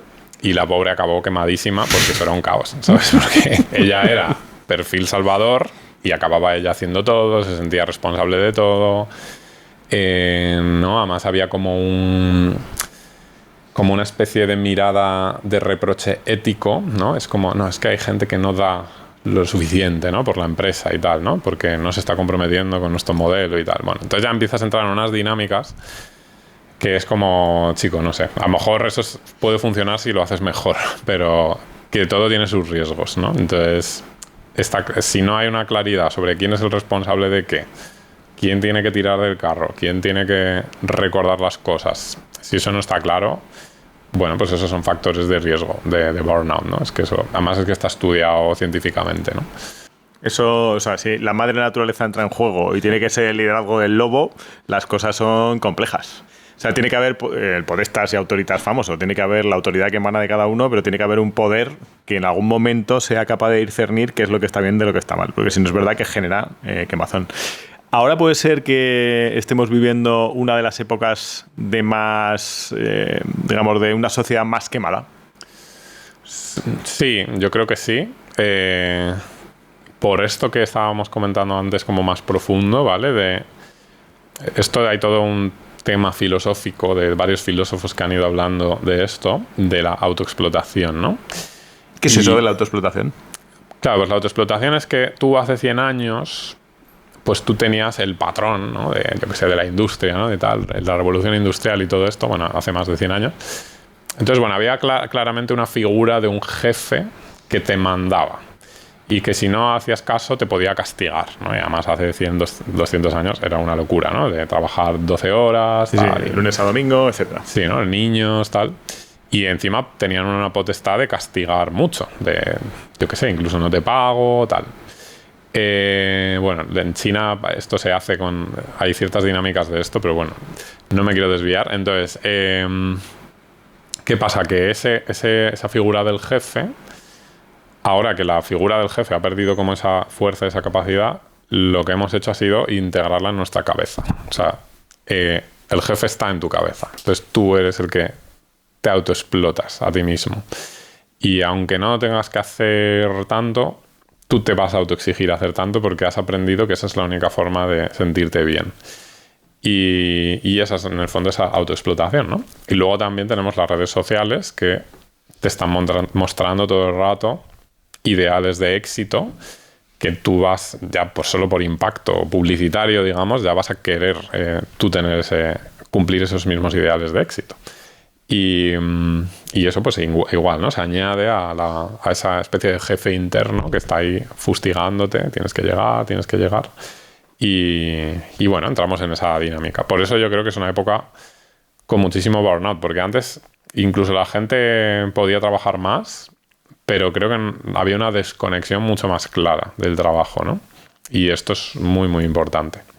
Ahora, no digo que no lo hubiera antes, que seguro, ¿eh? Pero estamos en una época en la que no paras. O sea, ya llega un punto que no paras nunca. Nunca paras de trabajar en tu cabeza y en tu inconsciente. ¿Cómo es un domingo por la tarde de una persona con burnout? Pues depresivo, es lo que me suelen decir, ¿no? Es como llega el domingo y ya estoy pensando en que mañana vuelvo al trabajo y tal. Y luego hay muchos que directamente no tienen domingo, o sea que el domingo es trabajar, o siguen pensando en el trabajo, ¿no? No han desconectado. De hecho, esa sería la persona con más probabilidades de estar quemada. Pero bueno, esto nos habla de nuevo de esto que decía antes, ¿no? De que esto, como dice una autora que también tiene un librito que habla sobre el burnout, Azahara Alonso, que se apellida Alonso, que ella, pues una de las frases reclamo de su libro, dice: ¿desde cuándo solo puedo vivir mi vida en vacaciones, ¿no? Y eso es lo que le pasa a la gente los domingos, que el domingo está diciendo: es que se me ha acabado el trocito de vida que tenía esta semana. Y eso es que es muy doloroso. Y ahí estamos metidos, ¿no? Por eso este problema es tan importante. ¿Cómo afecta el burnout a las relaciones con amigos y familia? Claro, antes te hablaba de que la oxitocina puede reducir los niveles de estrés, ¿no? Pero a la vez, si tus niveles de estrés están súper altos, te vas a desconectar mucho de tus relaciones. Entonces ese perfil, y de hecho hay gente que me ha pedido ayuda específicamente por eso, ¿no? Es que llego a casa y me pongo a gritar a mi familia, estoy irritable, estoy pasando, o sea, ellos lo pasan mal, yo no me puedo controlar, lo paso mal también, ¿no? Entonces, bueno, al final tu sistema nervioso está tan alterado por ese estrés acumulado durante tanto tiempo que no vas a poder conectar bien con ellos y bueno, y aparece la irritabilidad, que es un síntoma pues muy típico del burnout. Ya llevándolo a extremo, pues el trabajo, esto lo dice también otro autor que me gusta mucho, que es Anthony Bolinches, que él habla mucho del tema pareja. Sería un muy buen invitado para tu podcast, por cierto. Bolinches anotado. Sí, que bueno, pues hemos intercambiado libros y tal. Y él, en sus libros, dice que uno de los motivos principales de las rupturas de pareja es el trabajo, ¿no? ¿Por qué? Pues porque en el trabajo te genera estrés, llegas a casa fatal. Y encima en el trabajo, al final, si tu identidad está muy metida en el trabajo, pues en el trabajo vas a conocer a mucha gente que te va a atraer, qué tal, ¿no? Y eso va a ser una amenaza para tu pareja. Entonces, bueno, por muchos ángulos el trabajo puede ser peligroso, ¿no? Para las relaciones. Porque obviamente, bien vivido, pues el trabajo puede ser maravilloso también. Te va a ayudar a conocer gente, tal, ¿no? Pero que estamos hablando de ese trabajo vivido con desequilibrio. El teletrabajo, el melón del teletrabajo. El teletrabajo se supone que ayuda a disminuir el estrés porque estás más a gustito en casa, viendo tus cosas, tal. ¿O puede ayudar a estresar, incluso a generar burnout más? Sí. Pues este es un tema que lo he investigado bastante y lo que se ve es que depende. Depende de la persona, ¿vale? O sea, y depende incluso de la etapa de la vida en la que estés. Entonces, personas que están en una etapa, por ejemplo, que están empezando, que tienen ganas de aprender un montón y de relacionarse y hacer networking, conocer gente y tal, el trabajo les va a reportar, el trabajo presencial les va a reportar muchas emociones positivas a cambio y les va a dar muchas experiencias que, pues por lo que se ve, digamos que son buenas, son saludables respecto a estar en tu casa metido sin salir de casa teletrabajando. Por otro lado, el teletrabajo es muy bueno para conciliar, para tener flexibilidad, para poder decidir a qué horas trabajas y usar las horas en las que estás como más a nivel mental, ¿no? Más centrado. Lo malo del teletrabajo pues es el tema de la desconexión. O sea, que al final transformas tu casa, que es tu hogar, tu lugar de descanso, lo transformas en el lugar de trabajo. Y eso es un problemón para tu cabeza, porque le va a costar más desconectar, ¿no? Incluso te va a pasar que llegues a casa y ya empieces a pensar en el trabajo, porque es que al final has asociado el espacio al trabajo. Entonces, depende. Es que depende de la persona, de la etapa de la vida. Desde luego, si teletrabajas, para mí más el enfoque es, oye, ¿te cuadra teletrabajar? ¿Quieres teletrabajar? Pues genial, pero te tienes que poner un horario muy claro. Tienes que tener un espacio en tu casa destinado a teletrabajar. Si no tienes una habitación para ello, que sería lo suyo, pues tener un espacio como muy claro, en un lugar como muy delimitado, ¿no? Que sea aquí y ya luego ese espacio incluso lo tapo luego con un biombo, yo qué sé, lo que sea, ¿no? O sea, separar lo más posible y luego desconexión digital. En un teletrabajador, vamos, eso a rajatabla. Por supuesto, tener 2 móviles, ordenador, ¿sabes? O sea, realmente tienes que desconectar porque es que si no te metes en el bucle y no vas a descansar nunca. ¿Por qué nos afectan tanto las críticas profesionales? Cuando alguien nos dice, eres un mal trabajador, o has hecho mal este informe, o has hecho... ¿Por qué nos afecta tanto? Casi que nos afecta como si nos estuvieran hablando de nuestros hijos o de... Sí. Es que el trabajo... Primero porque es una crítica que va a alimentar tu autoexplotador interno, ¿no? Eso te están yendo ahí a pincharte donde más te duele. Y luego porque el trabajo está muy asociado a nuestra identidad, ¿no? Y tú, ¿qué le preguntas a un niño pequeño con 3 años? ¿Tú qué quieres ser de mayor, no?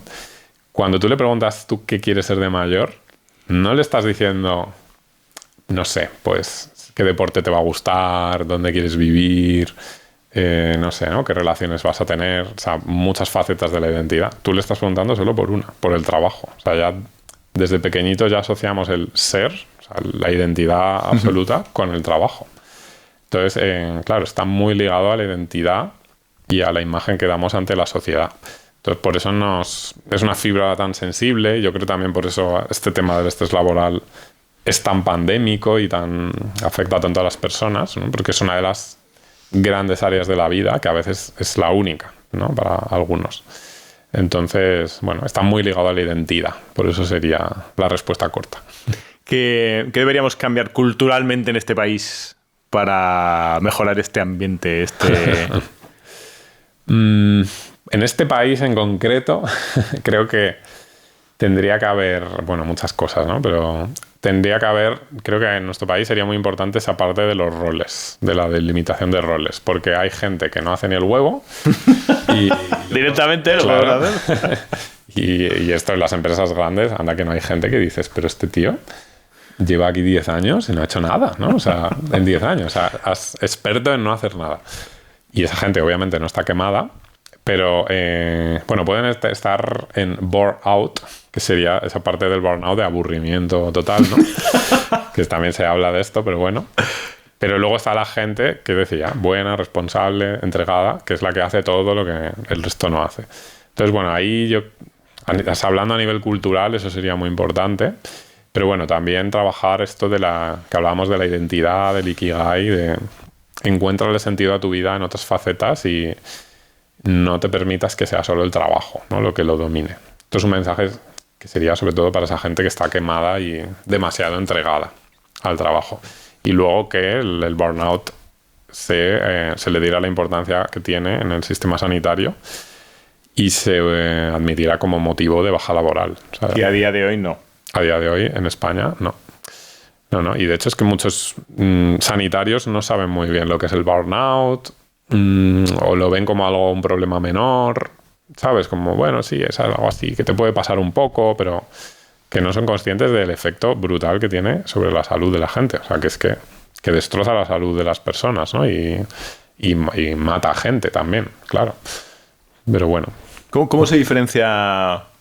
Es decir, muchos empresarios dirán, ya, pero estas bajas por estrés o estas bajas por... ¿Cómo se diferencia una baja por estrés o cómo se trabaja una baja por estrés desde la medicina a una baja por burnout o... Oli, ¿sabes lo del rollo de la rana que le van calentando el agua poco a poco y no se da cuenta que al final acaba hirviendo? Pues un poco lo de estar quemado en el curro es parecido. Si tienes 5 minutos, te propongo que hagas lo que te proponemos en la newsletter de esta semana. Una newsletter gratuita con algún consejillo. Te va a ayudar. Claro, a ver, como el resto de cualquier baja, ¿no? O sea, tú dirías... O sea, lo primero, que el que hace el diagnóstico, pues tiene que hacer el diagnóstico, ¿no? O sea, la baja... También esta es una expresión que se dice, ¿no? Me voy a coger la baja. Sí, eso es.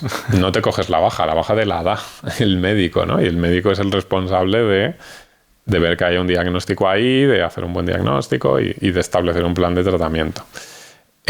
Claro, ahí entramos en otro problemón, que la sanidad pública en España ahora no está capacitada para tratar el burnout, porque tú el burnout no lo vas a tratar con pastillas.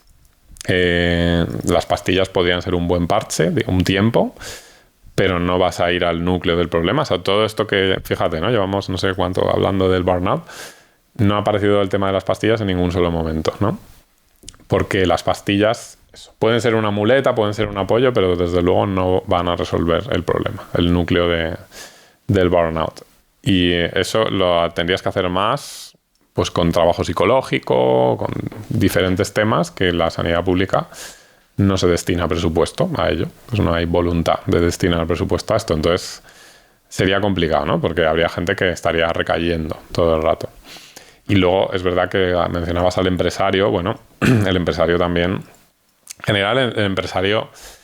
A mí, cuando hablo con empresarios, me dicen, oye, dime qué tengo que hacer para que esto no le pase, ¿no? A mis trabajadores, porque a ti tampoco te interesa que les pase, porque vas a perder, ¿no? Trabajadores. De hecho, hace poco me lo decía un asesor fiscal, ¿no? Que pues tenía 10 trabajadores, ¿no? En su despacho, y se le fue el tío que más trabajo le sacaba, ¿no? Y me dijo, tío, es que menuda faena, porque yo no lo vi venir, ¿no? Y yo le veía que se iba muy tarde, que no sé qué, pero claro, este trabajador era ese perfil, el perfil responsable, bueno, tal, no sé qué, que no decía nada, no se quejó, no dijo nada y al final se fue. Y el tío perdió un trabajador súper valioso, ¿no? Entonces, bueno, a no le interesa a nadie. Esto es un win-win para todos, ¿no?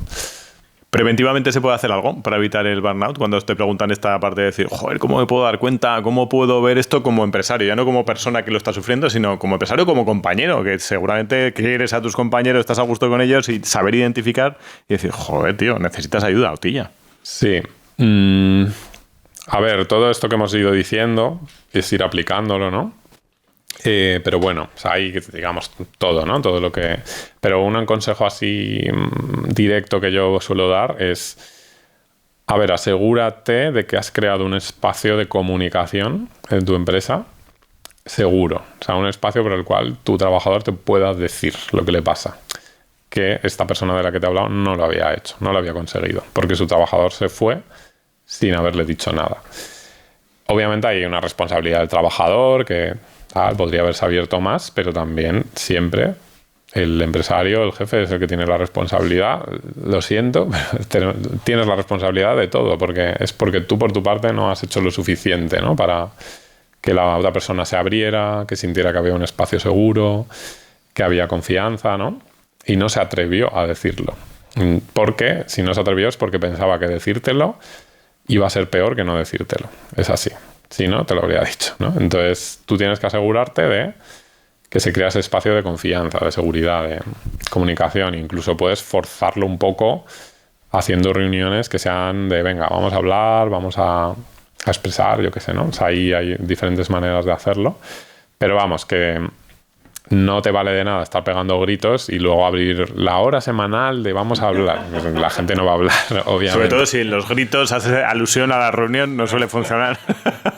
O sea, no va a funcionar, ¿no? O sea, tiene que ser algo bastante natural y orgánico, que eso es lo difícil, ¿no? O sea, y también a veces pasa porque el propio líder, el propio empresario, jefe, se trabaja a sí mismo, ¿no? Y se trabaja sus emociones y entienda más qué pasa dentro de él a nivel psicológico y tal. Entonces ahí realmente Hablando de liderazgo, pues la creación de un líder empieza por su propio trabajo personal. Eso está clarísimo. ¿Cuál ha sido el caso más salvaje que has tenido de burnout? Que se pueda contar, evidentemente. Joder, es que te podría contar tantos. Bueno, infartos de corazón, ya te he dicho, he visto varios. Personas de 35, 36 años, ¿no? Que tengo amigos cardiólogos que se lo digo y su respuesta es como, joder, ¿qué dices? O sea, y claro, gente joven, sin otros factores de riesgo, está por estrés puro. Conocí a una empresaria que estuvo... Además, este es el típico caso, ¿no? No, lo doy todo por mi negocio, 1 año, 2 años, 3 años, 3, 4 años, yo no me puedo ir de aquí, todo depende de mí, y de repente le dio una especie como de depresión brutal, que estuvo sin poder moverse de la cama como 5 meses, de lo agotadísima que estaba, ¿no? Y el negocio, pues, lo que pudo sobrevivir. También he visto casos, por ejemplo, de parálisis. Te estoy hablando así de casos llamativos, pero personas que se les paralizan las piernas, por ejemplo, y no pueden caminar, ¿no? Y es como que les hacen escáneres y tal, de a ver si tienes ahí un tumor o algo, y cuando descansan un poco y cambian de chip o tal, de repente vuelven a andar. Eso, he visto de esos unos cuantos. Pérdidas de memoria, tema de enfermedades autoinmunes, también se ve mucho. Por ejemplo, la endometriosis es una enfermedad, pues, de mujer, ¿no? Porque es un tema de desarrollo de tejido del útero fuera del útero y tal. Y esta es una enfermedad que se habla poco, pero que le da muchísimos problemas a las mujeres, de dolores en la regla, infertilidad, o sea, es brutal. Y tuve una paciente hace muy poquito que tenía una endometriosis, digamos, descontrolada, y iba a la ginecóloga, tal, ¿sabes? No conseguían controlarla. Hizo mi programa para el burnout y justo acabando tuvo una cita con su ginecóloga, que le hizo la revisión y le dijo, oye, ¿qué pastillas te estás tomando? Porque esto, no, o sea, no lo entiendo. Te ha desaparecido la endometriosis, ¿no? Prácticamente. No ha desaparecido 100%, pero no he visto esto nunca, ¿no? Así me estoy dando un poco de tal, pero es que te prometo que pasó así, y nos envió los análisis, los marcadores súper bajos, ¿no? O sea, reducidos a la normalidad. Bueno, pues que el cuerpo al final reacciona, ¿no? A esto. Y luego reacciona al estrés, ¿no? Y el estrés está totalmente relacionado con muchísimas enfermedades. Y ya un caso muy bonito, hace poquito también, otra mujer que llevaba años queriendo quedarse embarazada, no se quedaba embarazada, claro, estresada a tope en el trabajo, tal. Y acabando también el programa nuestro para el burnout, se quedó embarazada justo al final, ¿no? Y nos dijo una frase muy bonita que fue algo así, ¿no? Dijo, ahora que he aprendido a cuidarme es cuando mi cuerpo ha decidido volver a dar vida, ¿no? Y fue como todos aplaudiendo. Como, hombre, qué bonito. Pide mármol, esa frase, sí. Muy chula. Pues muy bonito. Así que bueno, te podría contar muchos más, pero... ¿Cuál es el método para salir del burnout?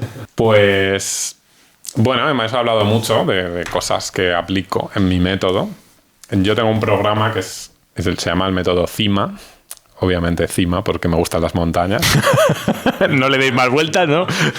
No es ningún acrónimo ni nada. La metáfora es buena, porque es el proceso de subir hacia la cima. Con esfuerzo, pero la recompensa merece la pena de las vistas, ¿no? Entiendo. Exacto, sí. Se llama así, ¿no? El programa CIMA, y es un método en el que yo he mezclado ingredientes de toda mi formación como psiquiatra, como médico, como psicoterapeuta. Mi propia experiencia con el burnout, que ya te digo que cuando me di cuenta que lo tenía, iba muy a ciegas, ¿no? Entonces todo lo que yo he aprendido, lo que he aplicado conmigo mismo. Y entonces son diferentes enfoques, diferentes herramientas mezcladas en un proceso que dura 3 meses. Que esta gente que te estaba hablando, ¿no? Tal, pues son gente que ha hecho mi programa. Y bueno, pues que es súper potente, ¿no? Porque en poco tiempo hacemos un bombardeo a la mente de la persona y a ese autoexplotador interno y a las circunstancias también. Les damos herramientas para poder enfrentarse a circunstancias difíciles en su trabajo, ¿no? Como tener un jefe, pues eso, narcisista o tal, o compañeros. O sea, les damos muchas herramientas para la vida real, pero también mucho trabajo interno, ¿no?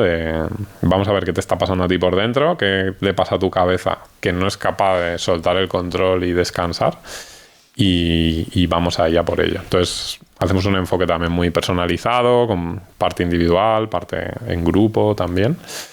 Y nada, pues no sé qué te puedo decir. Es una maravilla. Yo estoy muy contento. ¿Es importante conectar con otras personas que han sufrido o están sufriendo burnout? ¿Y en qué ayuda?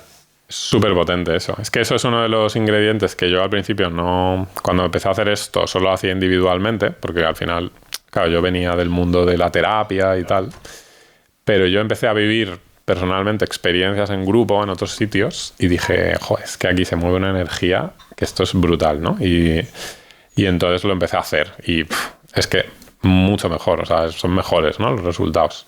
Porque al final... Claro, tú te encuentras con gente muy parecida a ti que está viviendo problemas muy parecidos a los tuyos. Claro, es que la persona con burnout piensa que, pues que no es normal, que es débil, que es el flojito del grupo, el flojito de la empresa, ¿no? O tal, o el rebelde. Y entonces de repente vas a un grupo en el que dices, ostras, es que le pasa lo mismo que a mí, piensa las mismas cosas, como las mismas dinámicas. Y es súper inspirador ya solo eso, ver a otras personas que les pasa y también ver cómo ellos van saliendo, ¿no? Y qué estrategias están usando. Entonces tú aprendes de sus estrategias.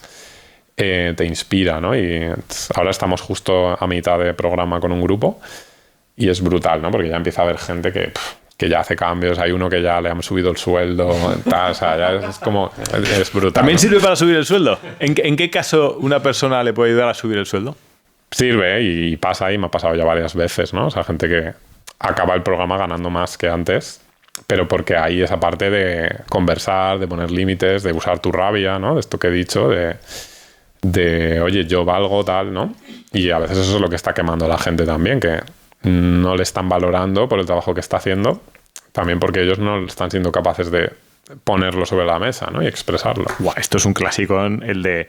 Pero joder, pero es que hay que pedir una subida de sueldo. Si yo estoy haciendo el trabajo bien hace 20 años y no me han subido el sueldo... Total, clasicazo, ¿no? Es como, es que hasta que tú no vayas y lo pidas, el otro está muy contento como está. No lo va a hacer, ¿no? Ahí entra esta dinámica de, es que no quiero ser egoísta, tal. Bueno, del tema del egoísmo hablo mucho también en el programa, porque es un punto sensible, además del perfil de persona con burnout, ¿no? De no, tal. Es como, bueno, es que en esta vida tienes que ser egoísta. O sea, porque si no... te van a pisar. O sea, no es una cuestión de tú hacer daño a los demás. Es una cuestión de defenderte de los que van a ir por ahí pisoteándote, ¿no? Entonces, tienes que aprender a ser egoísta en el sentido sano. Esto es un temazo, ¿eh? Lo trabajo y también lo hablo mucho. Entonces, bueno, esto. Hostia, ¿hay que ser egoísta? Sí, hay que ser egoísta. De hecho, mira, en el... Eric Fromm, que es uno de los autores que más me gusta, en su libro El arte de amar, que es un libro muy conocido, él dice que para poder amar a los demás tienes que ser egoísta primero. Y que el problema es que la mala prensa que le hemos dado al egoísmo, ¿no? O sea, que tú consideras que ser egoísta es hacer daño a los otros o solo pensar en ti, ¿no? Pero lo que dice es que tú la habilidad de amar, de entregarte, es el mismo músculo el que estás usando para entregarte a los demás que para entregarte a ti mismo.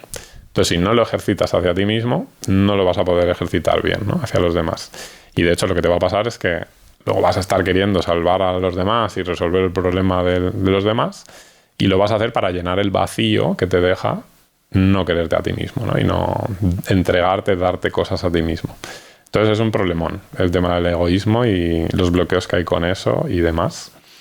Y luego además pasa otra cosa, que es que si te fijas, digamos que la gente es egoísta. Tú consideras que alguien es egoísta porque no está haciendo lo que a ti te apetece que haga. Entonces, ¿quién es el egoísta? A lo mejor eres tú, ¿no? ¿Te has mirado el espejo? Claro, o sea, esto es... Esta gente que, no, tú eres egoísta. Bueno, no, yo estoy haciendo lo que yo quiero hacer, ¿no? O sea, a mí... con ciertas cosas que he hecho en mi vida, pues me lo han dicho, ¿no? Ay, qué egoísta, tal, que... O irte de Madrid. Hubo gente que me lo dejó caer, ¿no? Como, es que estás dejando aquí ya X cosas o personas y tal. Que obviamente no dejé a nadie dependiente, ¿no? Ahí en Madrid, pero que la gente te suelta este tipo de cosas, ¿no? Es que vives como quieres, Carlos. Es como... ¿Y cómo quieres que viva? ¿Cómo quieres que viva? Como tú quieres que yo viva, ¿no? Entonces, ¿quién es el egoísta aquí? Hay mucha dinámica de esto en la sociedad. ¿Queréis conocer un poquito más cómo se cocina Morir de Éxito? Pues meteros en la pestañita de comunidad, porque ahí hablamos precisamente de quiénes son los siguientes entrevistados, os preguntamos cuáles son las preguntas que tenemos que hacerles. Meteros en la pestaña y conozcámonos un poquito más. ¿Cómo ves la psiquiatría desde la cima del aneto? Pues mira, la psiquiatría es una rama preciosa de la medicina. El problema es que hoy en día está dominada por la corriente neurobiológica, que se dice, ¿vale? Que es una corriente que tiene el sueño de que todo se va a resolver con una pastilla mágica. Ese es el resumen, ¿no? Y entonces estamos estudiando las neuronas y tal para encontrar ese punto en el que nosotros metamos ahí un fármaco y todo se resuelva. Esto es una fantasía que no creo que llegue nunca, que espero que no llegue, porque si llega tenemos un problema, porque vamos a tener demasiado poder sobre nuestro cerebro. Y sobre todo es una psiquiatría que ha dado mucho la espalda a la dimensión humana y psicológica y todo lo que en el fondo habíamos aprendido en los últimos 100 años del ser humano. Y entonces, ¿qué pasa? Que están saliendo psiquiatras formados de los hospitales que no saben hablar con un paciente, ¿sabes? No saben preguntarle, ¿no? Conocer su vida, entender el origen real del problema de salud mental que tiene, ¿no? Y esto pasa con el burnout. O sea, en el fondo lo que yo estoy aplicando al burnout es esta mirada que yo entiendo sana, ¿no? De la salud mental y de la psiquiatría, que es como... No, tú no eres un síntoma andante, no eres un burnout andante que a ver si te doy la pastilla correcta. O sea, tú eres una persona que está teniendo una reacción natural a unas circunstancias muy complicadas, culturales, sociales y tal. Y también por tus heridas internas y la consecuencia de eso es el burnout, pero yo lo que voy a trabajar es con el origen, ¿no? Con la raíz. Entonces, en resumen, creo que es una psiquiatría que ha perdido el norte de dónde está el origen de las cosas y dónde está la raíz. Y luego es una psiquiatría que, bueno, yendo ya a lo práctico, en el sistema público es muy difícil hacer una psiquiatría, no sé, sensata y bien hecha porque es que no hay recursos. O sea, no, el psiquiatra no tiene tiempo, los psicólogos ven a los pacientes media hora al mes, o sea, eso es absurdo, ¿no? O sea, eso no es una psicoterapia ni es nada. Es como yo digo, es como decir, ¿no? En el sistema sanitario público cubrimos el tratamiento por el cáncer, ¿no? O sea, el tratamiento para el cáncer. Y tú vas y te dicen, y en los artículos científicos dicen, no, el tratamiento para el cáncer es 1 dosis a la semana de tal quimioterapia. Y tú vas al hospital, bueno, solo te damos 1 al mes, es que no nos da para... Entonces no estás tratando el cáncer, estás haciendo un paripé. Pues eso es lo que se está haciendo en salud mental ahora, con la psicoterapia. O sea, no se hace psicoterapia de verdad. Y con mis respetos a todos los profesionales de salud mental del sistema público, que creo que hacen todo lo que pueden con lo que tienen, pero así acaban muchísimos quemados, ¿no? De hecho, en mi programa ya han pasado varios psicólogas del sistema público, porque están ellas, las pobres, pues quemadísimas. Te voy a poner un vídeo, ¿vale? A ver qué opinas. Mira, el estrés aparece cuando tienes 2 objetivos que entran en conflicto. Es como cuando intentas doblar una barra de metal, ¿no? La barra entra en estrés porque va en 2 direcciones distintas. Entonces, ¿cómo se resuelve el estrés? Primero, tomando la decisión de descartar uno de los 2 objetivos que están en conflicto. Y 2, empezando a tomar acción para alcanzar ese objetivo. ¿Cómo lo ves? Bien, a ver, la idea es buena. Creo que simplifica mucho el tema, pero bueno, es un short. No vamos a pedir demasiado. Pero bueno, os añadiría que... no sé, ¿no? Que hay que cuidar a la barra, ¿no? O sea, la barra para mí es la persona. Es como, bueno, quieres ir hacia un sitio, quieres ir hacia otro. Bueno, hay que cuidar a la barra, hay que respetar qué necesita. Lo que sí que es buena la metáfora es que si la barra se dobla, no es porque la barra tenga un problema, ¿no? Es que la barra se dobla cuando la estresas demasiado, ¿no? Cuando la aprietas demasiado. Que para mí eso sería el burnout, ¿no? Pues al final te has quemado porque eres un humano. Ya está. O sea, los humanos nos quemamos bajo ciertas circunstancias, ¿no? Bajo excesivo estrés enfermamos. Pues, bueno, pues ya está. Habrá que asegurarnos de que eso no pasa. Pero no vas a poder cambiar ese hecho, ¿no? Las reglas del juego, que son que va a haber consecuencias si te estresas demasiado. Ok, vamos a conocer un poco más a Carlos. Esto es la línea de tu vida, ¿vale? Y estos son 2 momentos rojos que tienen que ver con burnouts y con momentos difíciles y 2 smiles de momentos hiperalegres. Necesito que señales 2 momentos de smile y 2 momentos más complicados. Vale, bueno, sin duda, momento clave con mi super crisis de burnout, que tenía 30 años, más o menos. Es ese momento que te he contado en Madrid, que llegué a tener todos los síntomas de burnout que hemos hablado. Me dio una hernia lumbar, estuve sin poder andar un mes, dejé de verle sentido a la vida, tal cual. Yo soy una persona muy espiritual, me defino así, pero en ese momento no le veía sentido a nada. De hecho, me llegué a plantear, o sea, llegaba a pensar este tipo de pensamientos que a veces tiene la gente con burnout, que es como, oye, pero merece la pena seguir aquí, porque esto es demasiado, cuesta demasiado, ¿no? Es demasiado esforzado. Eso, 30 años. Luego, venga, vamos a poner un smiley. Cuando me fui a los Pirineos, bueno, que fue poco después, como con 33 años, bueno, pues ahí fue para mí una explosión vital, de cambio de paradigma vital, de estar en contacto con la naturaleza todo el día, de haberme dado ese permiso, ¿sabes? De salir de lo de siempre y cambiar. Ahí empecé a emprender más, digamos, ¿no? A nivel digital y de trabajo, porque no me quedaba otra que dedicarme a eso, estando allí. Y empezaron a pasar cosas súper bonitas, ¿no? En mi vida, en torno a todo este tema del burnout, de personales, la naturaleza, no sé. Momento muy, muy potente. Que ya digo también que se idealiza mucho esto de irse a vivir al pueblo y a la montaña. Tiene sus contras, también. Hay tema de la parte social, no es fácil. También te enfrentas con una España muy vacía, que da un poco de pena. Bueno, cosas. Y luego, momentos difíciles. Mira, pues yo te diría con otro momento. Yo creo que ahí tenía 12 años, que tuve una crisis existencial con 12 años, muy profunda. Fuiste prematuro, en crisis existenciales. Por eso te digo que yo soy muy espiritual, lo digo en serio. De hecho, ahora estoy perdiendo un curso de espiritualidad a mi lista de emails. O sea, les estoy ofreciendo un curso de espiritualidad. Porque yo con 12 años tenía una crisis existencial y yo me levantaba por las mañanas y decía, no entiendo por qué tengo que ir al colegio. O sea, ya estaba en burnout en esa época. Decía, esto es un rollo, ¿no? Ahí tal. Había un profesor que yo le caía mal, a mí me daba miedo, el profesor ese era como mal. Y iba triste al colegio, ¿sabes? No me llenaba, estaba en vacío existencial total. Y bueno, pues ahí pues me pasaron muchas cosas, pero una cosa importante fue como, yo lo llamo así, como tuve como un momento de conexión espiritual, más tarde, como a los 14, 15 años, que me empecé a sentir muy lleno, a ver las cosas de la vida un poco desde otra perspectiva, a conectar mucho con la gente, con otras personas. Entonces ahí pondría el smiley siguiente, fue también después. Si te fijas, va crisis y renacer, ¿no? Crisis y renacer.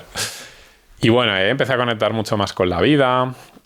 Ahí sí que hubo un problema, que empecé a ser muy salvador, porque yo era muy feliz ayudando a la gente. Empecé a ser consciente de lo feliz que me hacía ayudar a la gente. Entonces, pues con 15, 16 años, pues iba por ahí intentando ayudar a la gente, a los compis del cole, tal. Y bueno, fue una época muy bonita de conocer a mucha gente, de abrirme mucho. Pero también ahí había cosas un poco tal, que luego más adelante tuve que trabajar. Pero bueno, ahí pondría las fichitas. Muy bien. Te voy a hacer un test rápido y me tienes que contestar rápido, porque es un test rápido. Son 2 opciones, tienes que elegir una. Te permitiré alguna subordinada si se da el caso, ¿vale? Si no, nada. ¿Guardia de hospital o autoempleo? Autoempleo. Sin duda, ¿no? Sin duda ninguna, sí. ¿Pastilla o deporte? Deporte. ¿En qué te ayuda a ti el deporte? Bueno, no hemos hablado de esto, pero es un tema central. Y lo trabajo también mucho en mi programa. Pero el deporte... Mira, el deporte fue algo que descubrí en esta crisis, en la de mi supercrisis de burnout. Yo hasta ese momento no hacía mucho deporte. Me gustaba la montaña, pero bueno, tampoco era muy deportista. Y empecé a entrenar fuerza, a hacer deporte bien, tal. Y claro, me cambió la vida también eso, ¿no? O sea, porque empecé a tener un cuerpo más fuerte, más saludable. Eso me ayudó mucho a despegar para arriba. O sea, el deporte es un tema central que le recomiendo a todo el mundo con el burnout. Es verdad que hay gente con burnout que hace mucho deporte, ¿vale? Que en su caso, pues no hay que presionar más porque también es un estresor del cuerpo. Pero el perfil de persona que está todo el día trabajando que no hace nada de deporte, el deporte puede ser un gran paso para avanzar. Vale. ¿Silencio o terapia? Uf, joder, hay que elegir. Tienes que hacer elegir entre esto. Esto es muy difícil, ¿eh? Venga, voy a decir terapia. Aunque soy súper fan del silencio, ¿eh? Pero creo que hay un peligro que además también estoy viendo hoy en día con el tema de la espiritualidad y tal, de que tú mismo te puedes solucionar todos tus problemas meditando o haciendo mindfulness, ¿no? De hecho, en mi libro tengo un capítulo que se llama así: haz mindfulness y quédate igual, ¿no? Porque es como, vale, la meditación, el mindfulness está bien, obviamente es una herramienta poderosa, pero quedarte tú solo, contigo mismo, en tus pensamientos y pensar que ya con eso vas a resolver las cosas es falso. O sea, necesitas a alguien que te haga de espejo, que te empuje por el camino, que sepa cosas que tú no sabes, ¿no? Y que te lleve hacia arriba. ¿Éxito o paz? Paz, me quedo con paz. ¿Trabajo o propósito? Propósito. Vale, perfecto. Que aquí pedimos que traigáis un objeto con el que os sintáis identificados y demás, o bien que nos lo digáis. ¿Qué has traído mentalmente o físicamente a morir de éxito? Pues esto si me hubieras avisado antes, pero mira, me voy a quedar con el reloj, este reloj que tengo, ¿vale? Que es un reloj que me gusta mucho. Sí. Bueno, no sé si se verá o no se verá. Sí.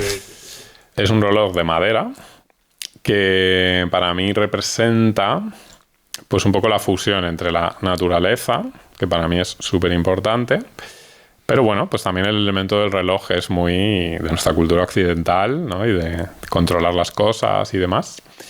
Creo que hay una realidad que es que te tienes que planificar, tienes que tener un cierto control para que las cosas salgan adelante, pero que no te olvides de todo el envoltorio natural, ¿no? Necesitas pues que todo eso suceda cuidando tu naturaleza, cuidando quién eres, cuidando tu salud, tu cuerpo, tu mente, tu parte espiritual. Y eso pues es lo que te va a llevar pues muy lejos, ¿no? En el camino. Así que por eso digo mi reloj. Chulo. Que estuvo aquí Kuniko Ikade, que es una persona que es experta en Japón, y te dio un consejo sin saber quién eras. ¿Onda? Que el consejo es: vive en coherencia con tus valores. ¿Te va bien? Brutal. Me parece muy bueno ese consejo para ser feliz y también para el éxito profesional incluso es muy importante. Sí. Me ha encantado un concepto que has dicho antes, que es el ser más consciente de tus sensaciones, el que te tienes que escuchar más, el que tienes que hacer más caso a las sensaciones que tienes y vivir de forma síncrona con esas sensaciones y expresarlas una vez digeridas y digamos pautadas o filtradas.